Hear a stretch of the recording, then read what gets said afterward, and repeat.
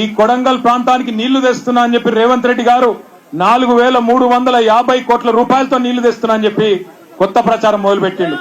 ఆ ప్రాజెక్టు కేవలం ఆయన కాంట్రాక్టర్ మంత్రి కోసం, ఆయన కమిషన్ల కోసం తప్ప మీకు నీళ్లు ఇయ్యని కోసం అయితే కాదు.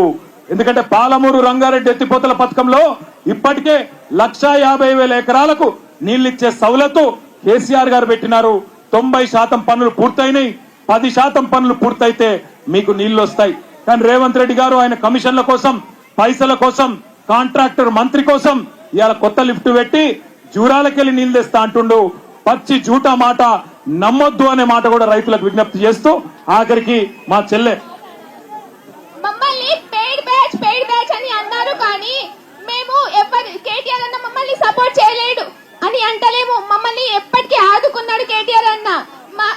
అసలు మాకు ఎవరు పైసలు ఇయ్యలేరు. మాకు బాధలు ఉన్నాయి, మేము బాధ పడుతున్నాం.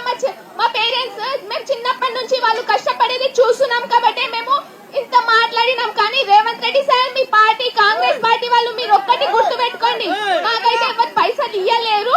మేమైతే కేటీఆర్ అన్న హెల్పింగ్ నేచర్ ని చూసి మేము కేటీఆర్ అన్న సైడ్ మాట్లాడుతున్నాము.